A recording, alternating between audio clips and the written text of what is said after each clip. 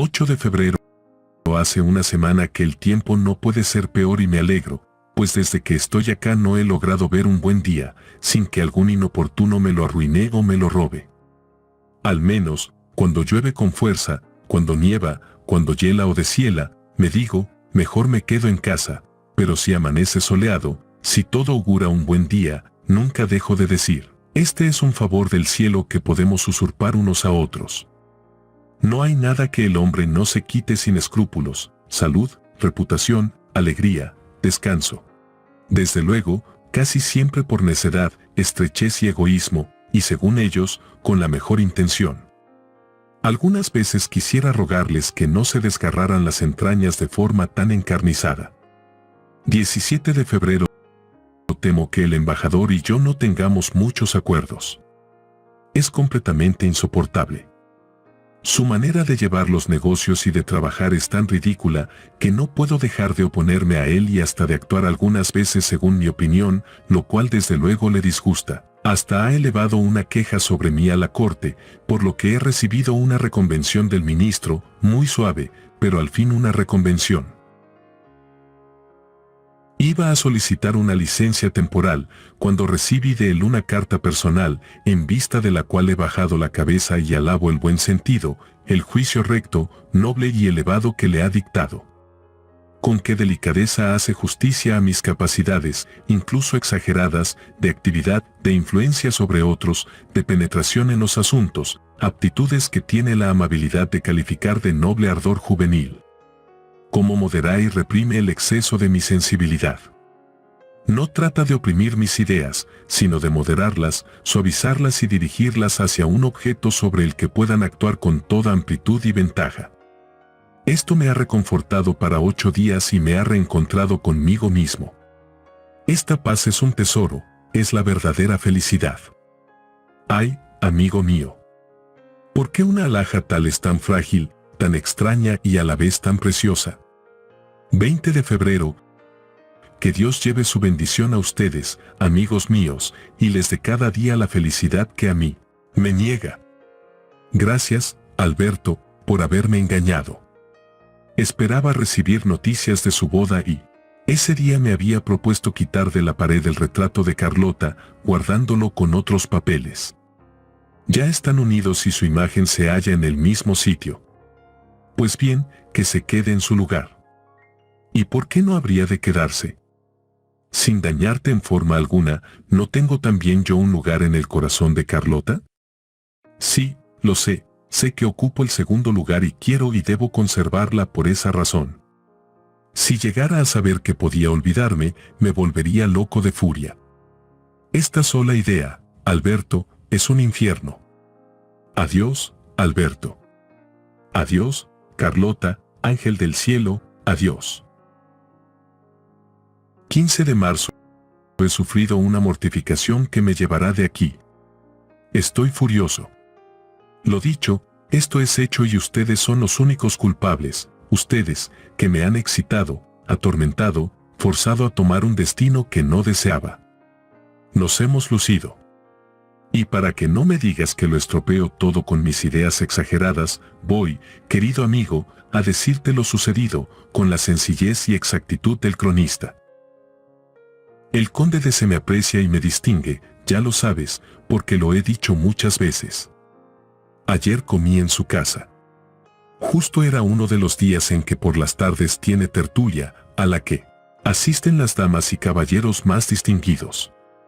Yo no había pensado en semejante cosa y jamás pude imaginar que nosotros, los menos encopetados, estábamos de más.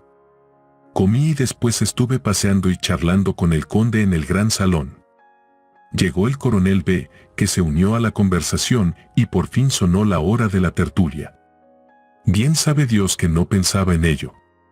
Entra la nobilísima señora de S, con su marido y la pava de su hija, que tiene el pecho como una tabla y un talle que no es talle. Pasaron delante de mí con el aire de desdén común en ellos. Como no me inspira la gente de esta clase más que una honda antipatía, opté por retirarme y esperaba solo a que el conde estuviera libre de la fastidiosa palabrería, cuando entró la señorita B. Como siempre que la veo se impresiona un poco mi corazón, me quedé y me coloqué detrás de su asiento.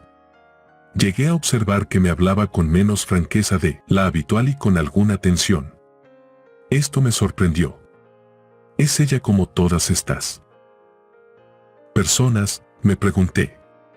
Estaba picado y quería irme, sin embargo, me quedaba, esperando que con alguna frase que me dirigiera llegara a convencerme de que mi pregunta carecía de justicia y, qué sé yo.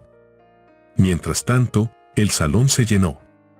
El barón F., que llevaba todo un guardarropa del tiempo en que se coronó Francisco, y el consejero áulico R., que se anuncia haciéndose llamar su excelencia, con su mujer, que es sorda, etc. No debo omitir a J., el desaliñado, que tapa los hoyos de su traje gótico con retales del día. Estas y otras personas entraron, mientras yo hablaba con otras conocidas mías, que me parecieron muy lacónicas. Pensando y atendiendo únicamente a B, no noté que las señoras cuchicheaban en un rincón del salón y que algo extraordinario sucedía entre los caballeros. No observé que la señora de S hablaba aparte con el conde. Todo esto me lo dijo después la señorita B. Por último, el conde vino hacia mí y me llevó al hueco de la ventana. «Ya conoces», me dijo, «nuestras costumbres. He observado que la gente en general está descontenta de verte aquí y aunque yo no querría, por nada del mundo, perdóneme, señor», dije interrumpiéndolo. Debí darme cuenta, lo sé, y sé también que perdonará esta irreflexión. Haciendo una cortesía y riendo, añadí, «Ya había pensado retirarme y no sé qué maligno espíritu me detuvo». El conde apretó mi mano de un modo que expresaba cuánto podía decir. Me escurrí despacio y fuera ya de la reunión, subí a mi birlocho y fui a M para ver desde la colina el atardecer, leyendo el magnífico canto en que habla Homero de cómo Ulises fue alojado por uno que guardaba puercos. Hasta ahí, todo iba bien. Por la noche regresé a mi posada a cenar. Solo encontré a algunas personas que jugaban dados en el comedor, en un ángulo de la mesa, para lo cual habían alzado un poco los manteles. Entró el apreciable Adeline, dejó su sombrero, mientras me dirigía la mirada, vino hacia mí y dijo en voz baja: «¿Con qué has tenido un disgusto, yo? El conde te ha corrido de su tertulia». «Cargue el diablo con ella». Salí para respirar un aire más puro. Me alegro de que no des importancia a lo que carece de ella, solo siento que el caso se haya hecho público. Esto hizo que se despertara mi enojo. Conforme llegaba la gente para sentarse a la mesa, me miraban y yo decía para mis adentros, te miran por lo de la reunión. Y esto me quemaba la sangre. Y como ahora, a donde quiera que vaya, oigo decir que los que me envidian baten palmas, que me citan como un ejemplo de lo que sucede a los presuntuosos que creen tener la facultad de prescindir de todas las consideraciones porque están dotados de algún ingenio, y oigo además otras majaderías semejantes, de buen grado me acuchillaría el corazón. Digan lo que digan los caracteres despreocupados, yo querría saber quién es el que puede soportar que tanto bellaco murmure de él en esta forma. Solo cuando la murmuración carece de bases es fácil despreciar a los murmuradores. 16 de marzo. Todo conspira en mi contra. Hoy hallé en el paseo a la señorita B. Me vi forzado a acercarme y apenas nos alejamos un poco del resto, le di 1000 quejas por lo que anteayer sucedió con ella. «Oh, Werther», me dijo con la mayor ternura, «¿cómo interpreta tan mal aquel trastorno mío, usted que me conoce tan bien? ¿Cuánto he sufrido por usted desde que lo vi en el salón? Todo lo adiviné, 100 veces estuve a punto de decírselo. Sabía que las señoras de S y de T se marcharían con sus maridos si no se iba, sabía que el conde no se atrevería a romper con ellos, y ahora me pide cuentas».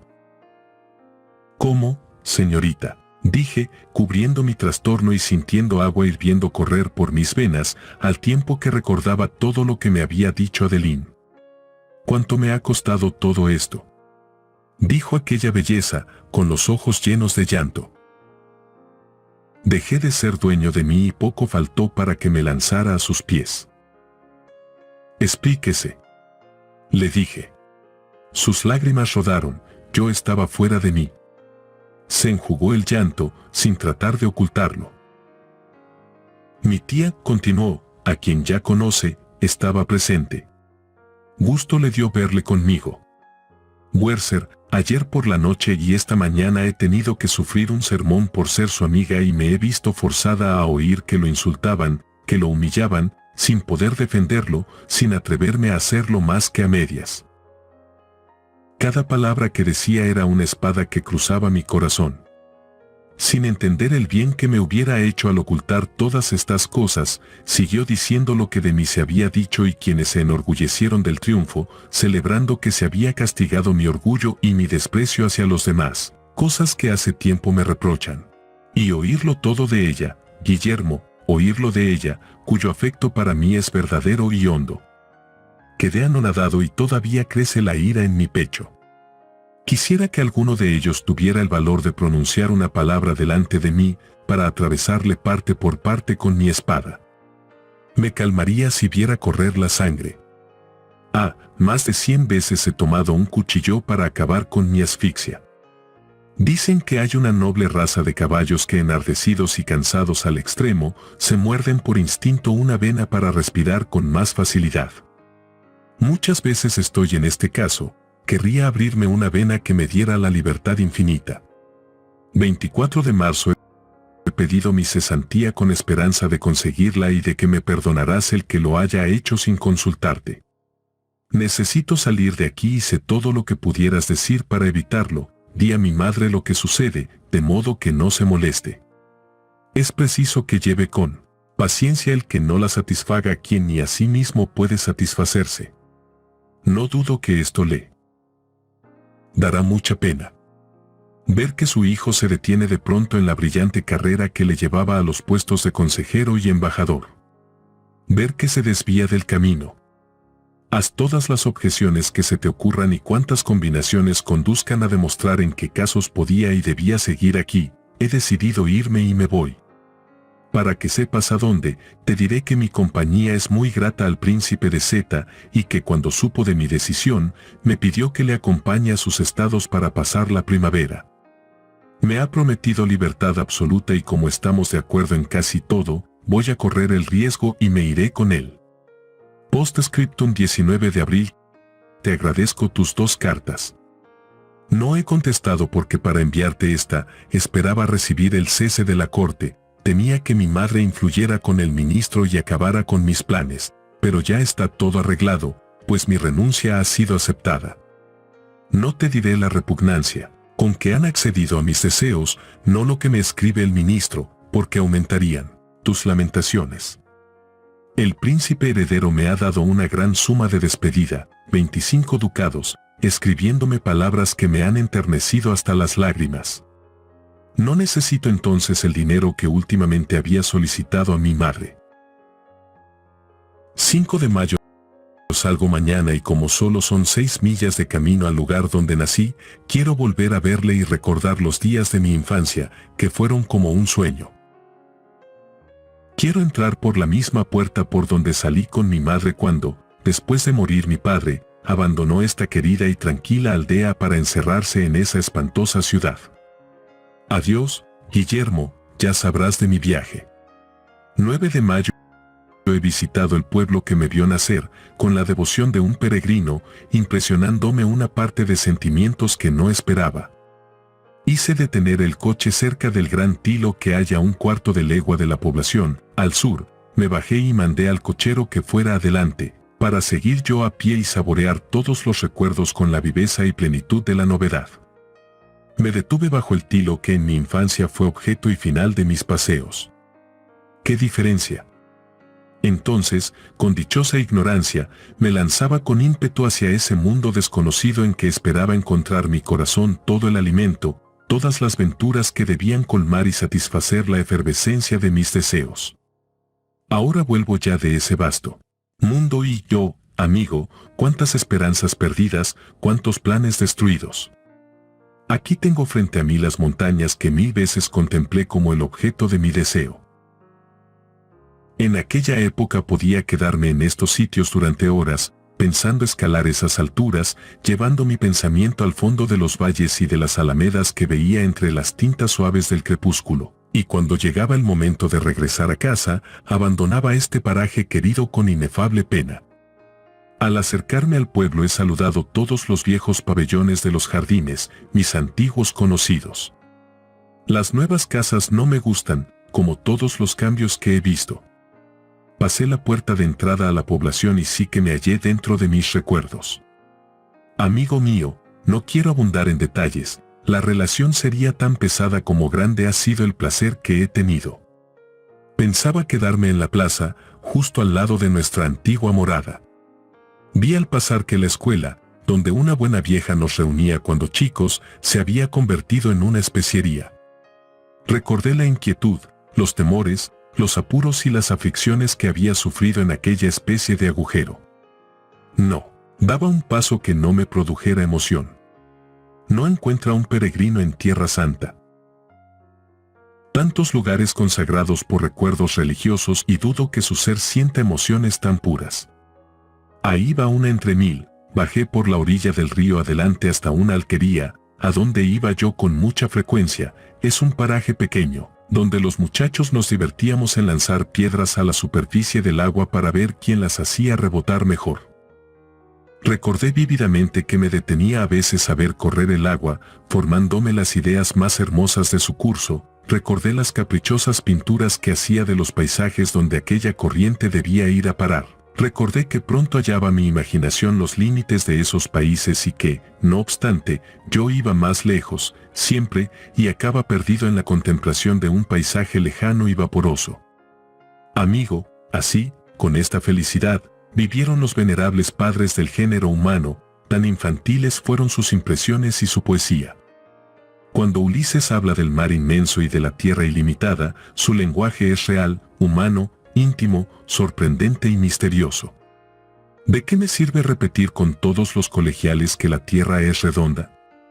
La tierra. Solo necesita el hombre algunas paletadas para su goce y aún menos para su descanso eterno. Estoy ahora en la casa de campo del príncipe. Se vive muy bien con él, es la verdad y la sencillez en persona, pero está rodeado de gente singular que no acabo de entender. Sin tener el aspecto de unos bribones, tampoco tienen el de los hombres de bien. Algunas veces los considero respetables y, sin embargo, no alcanzo a confiar en ellos. Me molesta que el príncipe hable a menudo de cosas que ha oído decir o que ha leído, copiando siempre servil lo que lee y lo que oye. Añade a esto que tiene en más mi talento que mi corazón, este corazón, única cosa que me enorgullece, única fuente de fuerza, de felicidad y de infortunio. Ah, lo que yo sé cualquiera lo puede saber, pero mi corazón solo lo tengo yo. 25 de mayo. Me rondaba una idea en la cabeza de la que no quería hablar sino después de llevarla a cabo. Ahora que no sucederá puedo hablar de ella. Quería ir a la guerra y este deseo ha ocupado mi corazón mucho tiempo, motivo primordial que me llevó a acompañar al príncipe, que es general al servicio de Prusia. Un día que paseábamos, le revelé mi intención y él se esforzó en disuadirme. Si no hubiera escuchado sus razones, hubiera habido en mí más pasión que capricho. 11 de junio. Di lo que quieras, no puedo permanecer más tiempo. ¿Qué haría aquí? El príncipe me trata muy bien, como puede tratarse a un hombre y, sin embargo, no estoy a gusto, el tiempo se me hace eterno. En el fondo, no tenemos nada en común. Es hombre de talento, pero adocenado. Su plática no tiene para mí mayor atractivo que la lectura de un libro bien escrito. En 8 días volveré a ir a vagar de un lado a otro. Lo mejor que he hecho han sido mis dibujos. El príncipe es aficionado al arte y hasta llegaría a ser inteligente si no estuviera tan atado al principio pedantesco de las reglas y la terminología. Me molesta a veces y me impacienta cuando, enardecido por la inspiración, le hago recorrer los campos de la naturaleza y del arte, y él cree actuar de maravilla intercalando una palabra teórica o un término de ciencia. 16 de julio. No soy más que un peregrino que vaga por el mundo. ¿Eres tú diferente? 18 de julio. a dónde deseo ir? Te lo diré con confianza. Estaré aquí unos 15 días y luego haré creer que deseo visitar las ruinas de asterisco asterisco asterisco, aunque en realidad no hay nada de ello, solo quiero acercarme a Carlota, esa es la verdad. Me río de mi propio corazón y al fin concluyo por hacer lo que él quiere. 29 de julio. No, todo está en orden. Todo está de maravilla. Yo, su marido. Oh, Dios mío, si me hubieras destinado tanta dicha, mi vida solo habría sido una adoración continua. No quiero discutir. Perdóname las lágrimas, perdóname los deseos ilusorios. Ella mi esposa. Estrechar en mis brazos a la criatura más peregrina que vive bajo el sol. Un temblor mortal se apodera de mí, Guillermo, cuando Alberto se permite ceñir con su brazo su cintura pequeña. ¿Y me atreveré a decirlo? ¿Por qué no? Sí, amigo mío, ella había sido más feliz conmigo de lo que es con él. Oh, no es hombre propicio para satisfacer todos los anhelos de un corazón como el de ella. Carece de cierta sensibilidad, no tiene. Tómalo como quieras. Su corazón no simpatiza con los nuestros al leer el pasaje de un libro querido, en que el mío y el de Carlota se unen y laten al mismo tiempo juntos, ni en otros 100 casos en que llegamos a decir nuestros sentimientos sobre la acción de un tercero. Pero, Guillermo, ¿es verdad que él la ama con toda el alma y que no merece semejante amor? Un hombre insoportable ha venido a interrumpir. Mi llanto se ha agotado. Estoy trastornado. Adiós, amigo. 4 de agosto. No es solo a mí a quien sucede esto.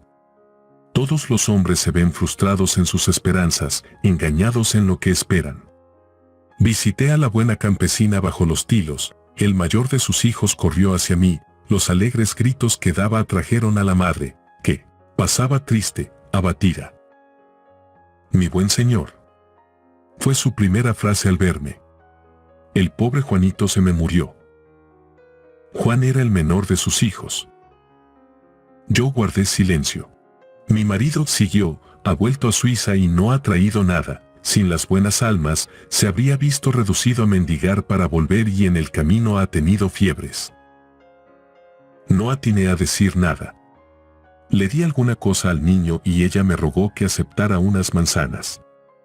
Las tomé y me alejé de un lugar con tan tristes recuerdos. 21 de agosto. En un abrir y cerrar de ojos, todo cambia para mí.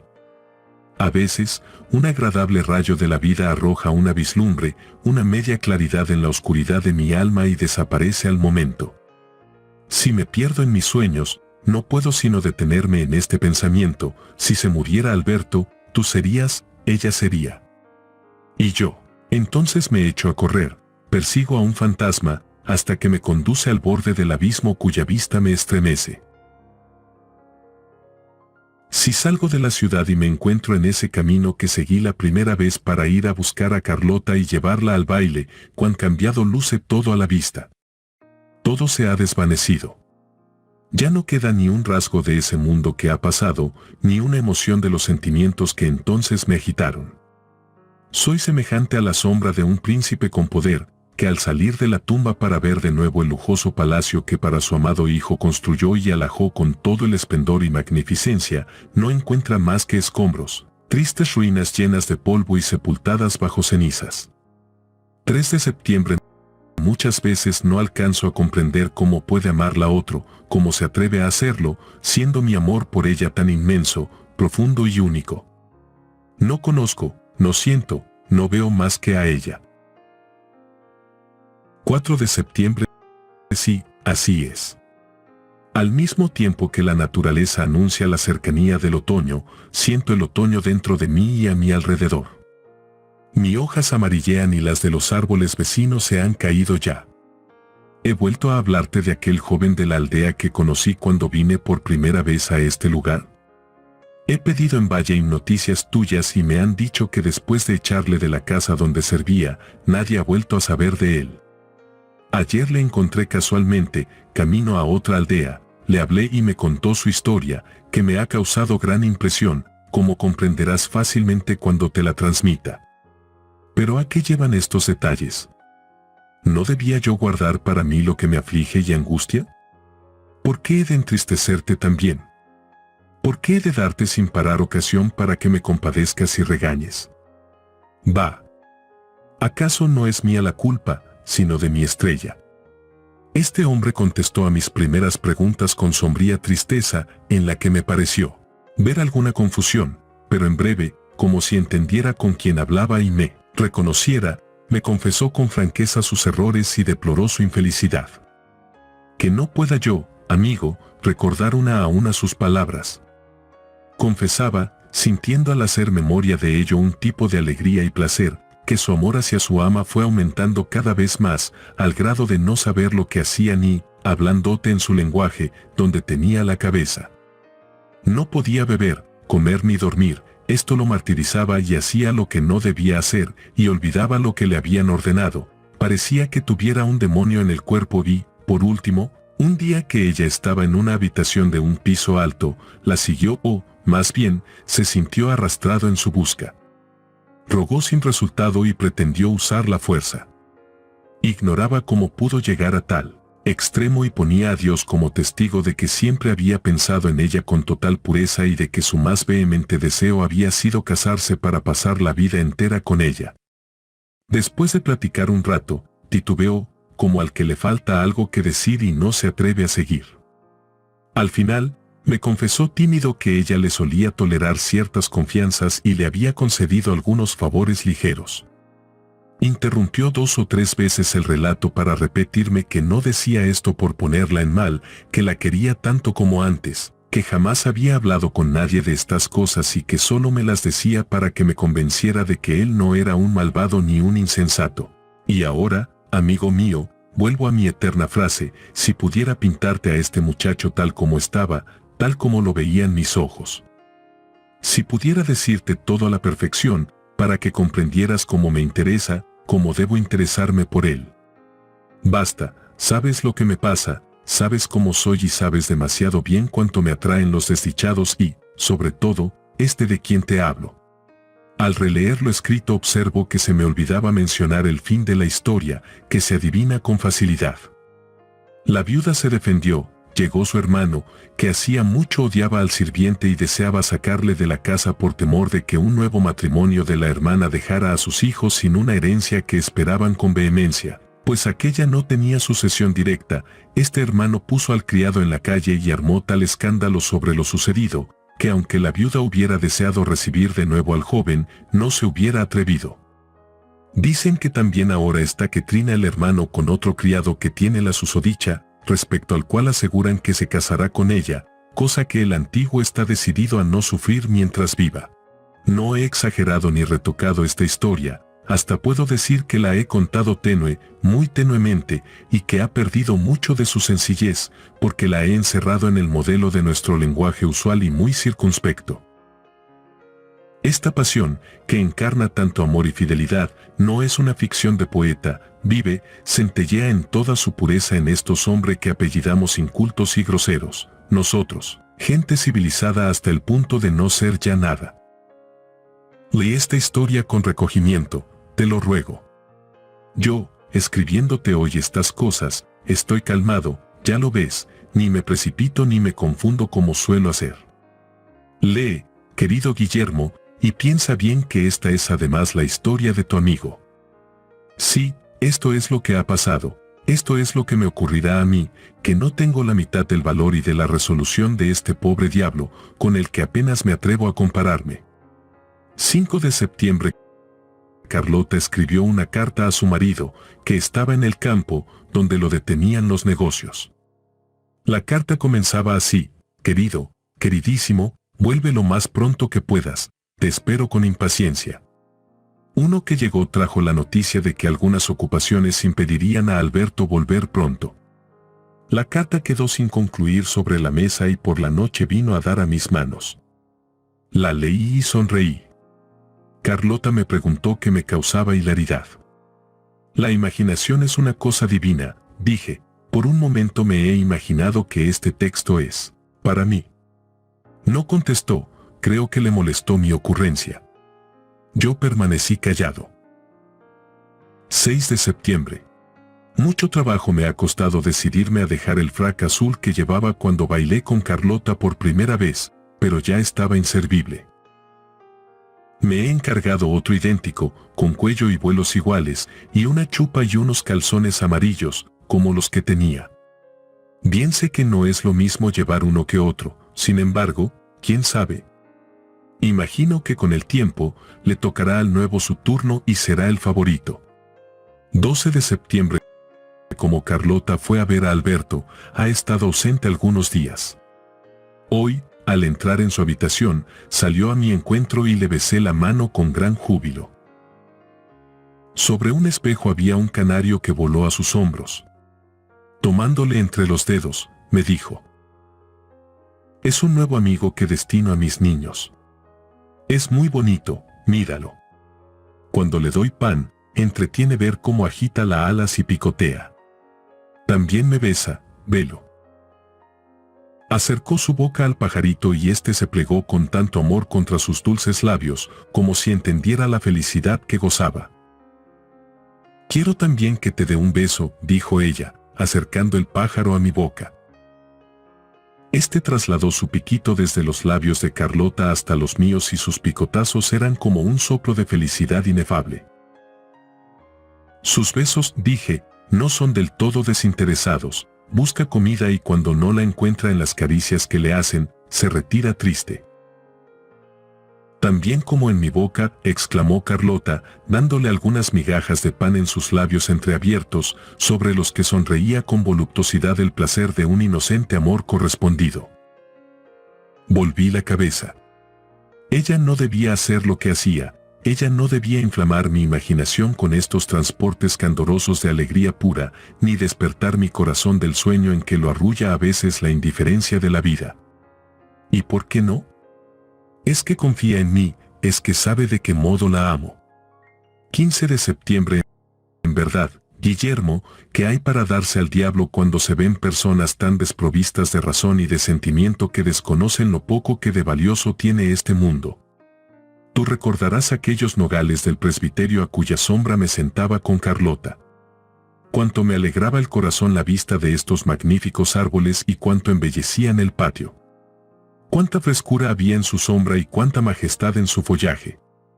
Eran recuerdos vivos de los respetables párrocos que en un tiempo ya lejano los habían plantado. El maestro de escuela nos ha citado muchas veces el nombre de uno de ellos, nombre que había oído a su abuela, y parece que era una persona dignísima. Por eso, cuando me sentaba debajo de estos árboles, en este recuerdo había algo querido y sagrado para mí. Ayer deplorábamos que los hayan cortado, el maestro de escuela lloraba. Cortado. Tengo tal indignación que sería capaz de matar al miserable que les dio el primer hachazo. Si yo fuera dueño de 2 árboles parecidos, sería suficiente ver a uno secarse de viejo para desesperarme. Juzga por esto lo que me afecta el sacrilegio cometido. ¿De qué sirve la conciencia a los hombres? Todo el pueblo murmura y la mujer del cura actual comprenderá la herida que ha abierto en los instintos de los buenos aldeanos cuando recoja la manteca, los huevos y los demás tributos. Porque ella, esposa del nuevo párroco, el que conocí también falleció, es la autora, ella, criatura flacucha y enclenque, que hace muy bien en no interesarse por nadie en el mundo, porque nadie comete la sandez de preocuparse por ella, marisabidilla que se atreve a disertar sobre los cánones de la Iglesia y a trabajar para la reforma crítico-moral del cristianismo, encogiéndose de hombros antes las ideas del abater, mujer, en fin, cuya salud débil no resiste la más inocente diversión. Solo un bicho así hubiera podido cortar los nogales. ¿Entiendes? Parece que las hojas que se caían, además de ensuciar el patio de esta señora, lo llenaban de humedad. Además, las ramas quitaban la luz y cuando maduraban las nueces, los niños se entretenían en tirarlas a pedradas, lo cual alborotaba los nervios de la pobre, robándole la tranquilidad en sus profundas meditaciones, cuando examinaba y comparaba las opiniones de Kennicott, Sendler y Michaelis. Al avistar con la gente de la aldea, después de tan lindo descubrimiento, le pregunté, sobre todo los ancianos, por qué lo habían permitido. ¿Y qué quieres? Me respondieron, cuando el alcalde manda una cosa, ¿quién puede oponerse? Hay, sin embargo, en este negocio un lado cómico. El alcalde y el cura, porque éste pensaba sacar algún provecho del disparate cometido por su mujer, que a menudo le quema la sangre, pensaban repartirse el producto de los árboles cortados. Pero el administrador de rentas lo supo y tiró el plan, haciendo valer antiguos derechos sobre el patio del presbiterio donde estaban los nogales, que fueron vendidos en subasta pública. En resumen, ya no hay nogales. O, si fuera príncipe, diría a la mujer del cura, al alcalde y al administrador: príncipe. Va. Si yo fuera príncipe, ¿qué me importarían los árboles de mi país? 10 de octubre. Me es suficiente ver sus ojos negros para ser feliz. Lo que me apena es que Alberto no parece tan feliz como él esperaba y como él mismo creía. Ah, sí, yo. No me gusta emplear reticencias, pero aquí no puedo expresarme en otra forma, y creo que me hago entender con completa claridad. 12 de octubre.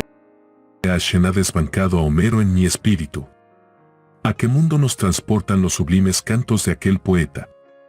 Vagar por los matorrales, aspirar el viento de tormenta, que columpia en las nubes las sombras de los antepasados a los pálidos rayos de luna, oír quejarse en la montaña la voz del torrente de la selva y el gemido sordo de los espíritus en sus cavernas y los lamentos de la joven agonizante al pie de 4 piedras cubiertas de musgo, bajo las cuales descansa el héroe glorioso que fue su amante. O, cuando en aquel desierto contemplo el bardo encanecido por los años, que busca las huellas de sus padres y solo halla sus sepulcros y sollozante voltea hacia la estrella de la tarde, medio escondida entre el oleaje de una mar intranquila, cuando veo que renace el pasado en el alma del héroe, como en los tiempos en que la misma estrella brillaba sobre los bravos guerreros o la luna contribuía con su propia luz al regreso de sus naves victoriosas, cuando leo en su frente su hondo pesar y le veo solo en el mundo andando trémulo hacia la tumba, saboreando una suprema y dolorosa alegría en la aparición de los fantasmas inmóviles de sus padres, cuando le oigo gritar, absorto en la tierra seca y la hierba doblada por el viento: el viajero vendrá, vendrá, quien me ha conocido en mi esplendor y preguntará por el hijo de Fingel. Y su pie hundirá en mi tumba mientras su voz llamará en vano. Entonces, amigo mío, quisiera, como un leal escudero, sacar la espada y librar a mi príncipe de las penas de una vida que es una muerte lenta, hiriéndome después a mí mismo, para enviar mi ser en pos del alma del héroe liberado. 19 de octubre. Ay de mí. Este vacío, horrible vacío que siente mi alma. Muchas veces me digo, si pudiera tan solo un momento estrecharla contra mi pecho, todo este vacío quedaría cubierto. 26 de octubre. Sí, mi amigo, cada día estoy más convencido de que la vida de una criatura vale muy poco. Ayer fue Carlota a ver a una amiga suya. Entré a una pieza inmediata y tomé un libro para distraerme, pero no tenía la cabeza tan despejada como para atender la lectura. Tomé la pluma para escribir. Oí que hablaban en voz baja. Platicaron de cosas irrelevantes, de las novedades que se daban en el pueblo, de que tal persona se había casado y otra había caído muy enferma. Tiene una tos seca, dijo la amiga, las mejillas hundidas, la cara más larga. A veces, pierde el conocimiento.